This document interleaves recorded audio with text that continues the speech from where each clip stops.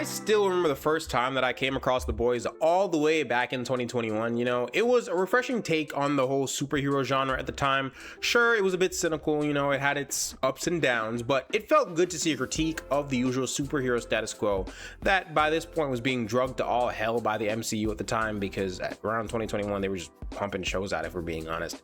And DC was still doing whatever they were doing at the time. I think we got the Batman Part 1 by this point. Love that movie, excited for Part 2. But it was the first time that we also got the subversion of the whole Superman trope with Homelander, which I'll admit by this point in time is a bit overplayed these days, because damn near everybody was doing that shit. First it was Homelander, then Omni-Man, and then they just kept doing it and doing it and doing it. And it also gave us a realistic look at what superheroes would be like these days in our modern times if they were created by some billionaire mega corporation, because it's not like billionaire mega corporations aren't looking to amass more power all the time. But along the way, though, as the show progressed, I can't help but feel like we have lost the plot a bit. And I don't mean the political criticisms, because it's art.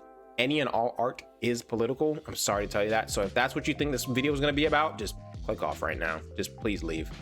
But back on topic though, I want to talk about where exactly and why I think the show lost the plot. And then finally, I want to talk about the first 2 episodes of the new season that just dropped and how I think it can get back on course to stick the landing for the final season. So with all that out the way, I do want to say thank you guys so much for the support that you've been showing. You know, the past couple of videos have been doing pretty good. I'm really grateful for that. You know, it motivates me to keep going. Still got the goal of 1,500 subs by the end of this month, and of course 10,000 subs by the end of the year. So keep on liking, commenting, and subscribing and all that. But with all that out the way, let's get it done.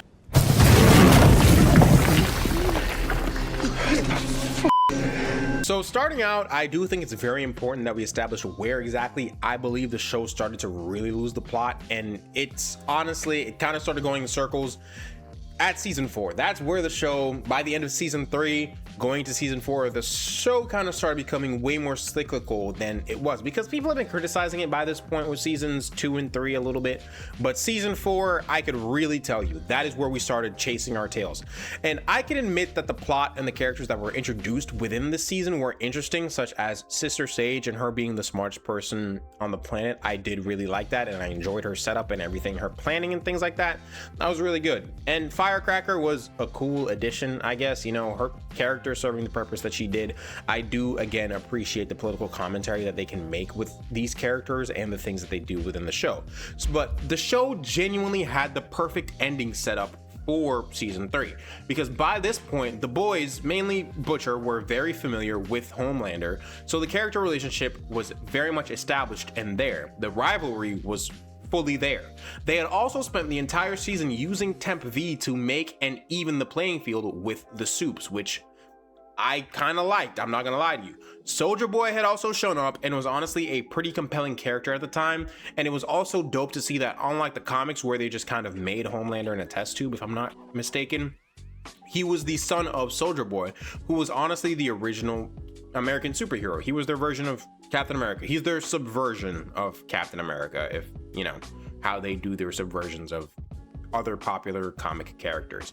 So they laid out a great plan as to why Soldier Boy was needed to beat Homelander, and also why they couldn't use Temp V the same way they've been using it all season long. There was drawbacks to it, and I really appreciated that. It explained so much. It gave you this temporary power boost, or just temporary powers, I guess, but the drawbacks were just great. So it gave Butcher and Huey a reason as to like, all right, if we really need to do this, this is how many times we have to do this. I really enjoyed stories like that. So needless to say, the ingredients for everything was there. Character relationships were established. A meaningful ending was being set up with Ryan, Homelander, and Soldier Boy, because it was a twisted family dynamic where even Butcher, being somewhat of a father to Ryan, was involved, because again, Becca, you know, being married to Butcher in the past, and Butcher taking in Becca's son, kind of thing like that. And on top of this, Maeve was willing to stand against Homelander, something that had been set up over the course of the previous seasons. So a lot of things are being paid off, not to mention Starlight finally getting an upgrade to her powers, which is really nice, because by this point she was just a glorified nightlight, if we're just being honest. But when the time came, however, the writers decided, no, this isn't the right time. And look, I don't claim to know when the right time to end a show is, especially because I'm not a writer on said show, but sometimes too much of a good thing is a bad thing. They essentially put everything back to zero in a way where Soldier Boy was betrayed by Butcher, which honestly, sure, I'm forgiving of that because he was willing to kill Ryan, and Butcher's whole thing is that he wants to take out Homelander but save Ryan. He wants to prevent Ryan from becoming the new Homelander. So he was taken out and removed from the board altogether. And the main thing that could have gotten Compound V out of the story altogether, or at least in Homelander altogether, was just removed. And I get it. Look, I understand, but it kind of gets annoying when you give the boys almost every single season now a way to get something done, and this was the first time it actually felt meaningful in a way to get it done, and you just rip it away from them. And Butcher couldn't take the Time V anymore, so his only real edge was lost. So again, that's out the window. And the only real change to come out of season 3 to the status quo was that Maeve was no longer a superhero because the V got burned out of her blood by Soldier Boy, and Ryan was now siding with Homelander, which, don't get me wrong, are big things. These are big and important things, but The Boys is about the dynamic between Butcher and Homelander, and once again, it is exactly where it has always been. That is a thing that people critique about The Boys a whole lot, and myself included, I'm starting to, is that while the rivalry between Butcher and Homelander is so good and so compelling, I can't help but feel that the writers use that as a crux to not change it. Like, there's nothing changing about it. There's nothing, I guess now with season 5, but we'll get into that later. It's kind of getting played out, bro. It's kind of getting played out. And talking more about it on the season 4 front, while I can admit that yes, they did some very interesting things, they started to just include unnecessary gore at any point in time to push the boundaries of television, right? The one thing that really sticks out to me the most, and it's in my memory because I remember watching this at work on my lunch break from that season, was the whole Spider Weaver thing and the whole thing with Tech Knight. It felt like such an unnecessary addition to the show, and I get that they like to make us uncomfortable within the show. I get it. It's one of the reasons we watch it. You know, it's one of those things where it's so weird that you can't really keep your eyes off it, right? But that is when I really start to feel the urge to tap out of the show, which honestly, that may be the main thing about the show that turns me off from it sometimes. I feel the gore is best done when we are at least, you know, expecting it. If the main draw that you advertise is the gore, then I think you're using it as a crutch because you want to say that you're this edgy show on Amazon Prime, blah, blah, blah. And not to mention them just giving Butcher powers by the end of it, like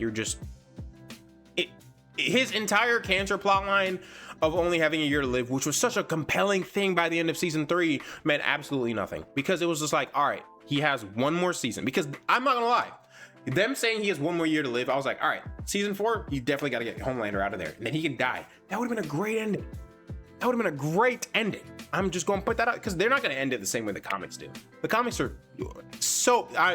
very much inferior to the TV show, if we're being honest, and they're very cynical, and it's a lot. But before we do move on, I do want to mention the whole spin-off thing, and it's that you don't get to make fun of cinematic universes the way that they have, because they've done it multiple times in those early seasons, and then do exactly what they are doing. Like the whole Vought Rising thing, nobody's asking for a prequel series at all. I promise you. Gen V season 1, I liked it. It was good. It came out of nowhere. I didn't know that was a thing that was going to happen. I remember just seeing it. I'm like, all right, let me check it out. Watched it. I'm pleasantly surprised. Season 2 was it was alright. It was meant to me, you know, which I won't be harsh on them for season 2 because Chance's passing really did affect the script. So they had to do a lot of rewrites and things like that because they were just going into the production of that. So RIP to him. And, you know, I'm not going to be too hard on that one. And then finally, the boys, but in Mexico, the boys Mexico thing. What are you going to do? Like, put a yellow filter over it, bro? I could genuinely see them starting out the season like that for that TV show, making a joke about, oh, yeah, let's put a yellow filter over it. Let's put a piss filter over it. The boys, but in Mexico. And I'm just like, no one's asking for these things. But now let's move on to what I think the show can really do this season to improve and stick the landing.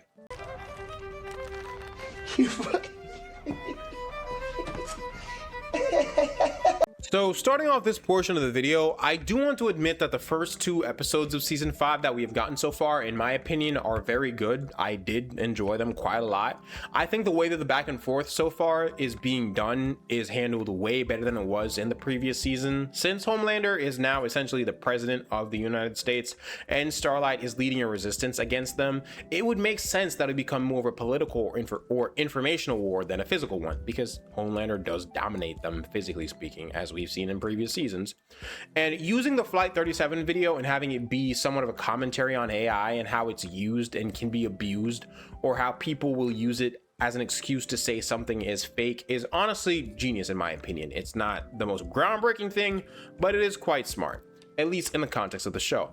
And A-Train's character was also handled very well in my opinion. Do I think that they should have killed him off in the first episode by the end of it? No, I honestly don't, but I do think it was a necessary thing to do, because I was pretty shocked, and I'm not speaking that from a place of just pure shock value, because by this point we have seen A-Train's redemption, especially considering he's the one who kind of sets all of these things into motion with Huey and Robin at the beginning of the show in season 1, the first episode, in the first like 5 minutes. So it establishes that we are actually serious this season for once. I'm just gonna put that out there, because that's one of the things. None of the boys actually ever die. Kimiko is mutilated multiple times throughout the show. She was mutilated in the 2nd episode of this season so far. And people around them die, such as Mallory or, you know, Becca, Butcher's wife. But this is the first time that a longtime character who feels like they became a part of the team has actually been killed. And some people think he's not dead, but if he is, I'm gonna be sad, but I do think it is worth it for the story. And it means something to us as the audience, because we actually watched A-Train grow and change. So it was kind of devastating. Like, he's the character that we've watched grow and change the most, because he went from this arrogant asshole to actually being a real superhero. He's one of the only people in the show that are actually real superheroes. And the 2nd episode, in my opinion, was also really good. I like that they're moving forward with the whole virus plotline in a meaningful way, and that it's finally stopped. They're just done just talking about it. That was one of the things in season 4 that kind of really grinded my gears. They were just like, oh yeah, the virus. And then in Gen V season 2, they kind of introduced it again, like, oh yeah, a virus. Oh, I'm just like, can we just get to it, please?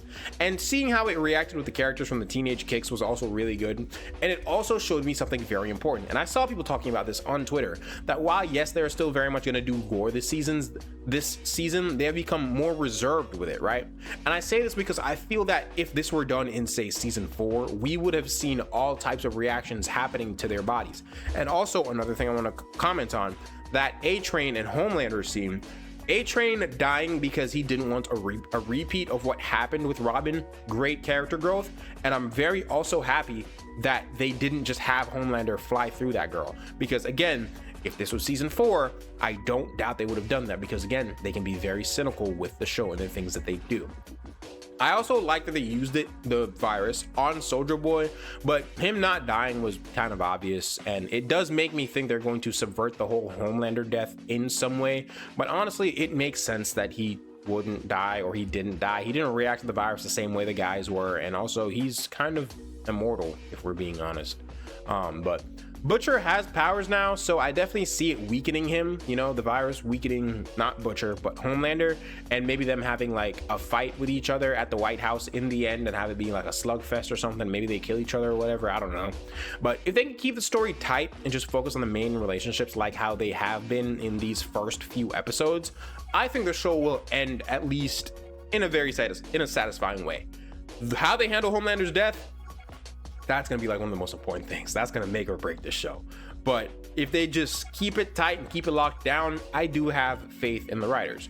And The Boys may have had its ups and downs, but I genuinely do think the dynamics between the characters, which is, you know, it's when it shines the best. If the writers keep these things in mind and stop focusing on the edgy and gory aspects that they think is what makes people keep coming back to the show, I think they'll be just fine, right? We aren't watching The Boys solely for the gore. It definitely helps to differentiate and stand out from other superhero properties out at the moment or at any point in time. But even Even Marvel's kind of leaning in that direction with their TV shows, but they're still not going as hard as The Boys did. So again, it helps them stick out. And it shows a realistic look at how these powers would operate in the hands of everyday people, which again is a draw of the show. But that's the thing, it is supposed to be a complement to the story being told. It shouldn't at any point be your main focus. You shouldn't be like, all right, how can I make this as gory and shocking as possible? You can do that after you've told me a good story. Earn the story point, and then you can do that. And even then, refrain from it. Don't do it just to do it all the time. But that's the video. As usual, I hope you guys enjoy. And, let me know your opinions down in the comments. Maybe I'm wrong and The Boys has never missed a beat for you. But get down there, please leave a like, comment, and subscribe for me. I love you guys. I'll see you in the next one. Goodbye.